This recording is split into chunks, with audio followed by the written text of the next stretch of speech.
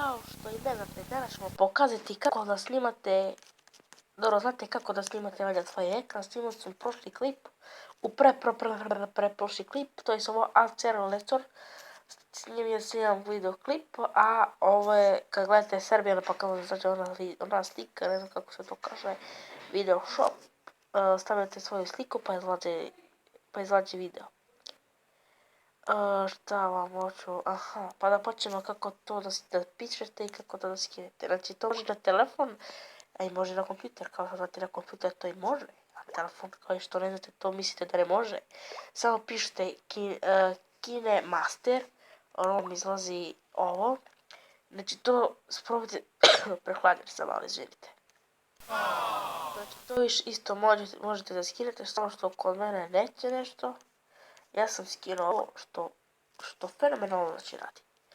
Znači, fenomenalno. Znači, skinete to i sve će vam biti jasno. Evo, kako se zove video shop, video editor.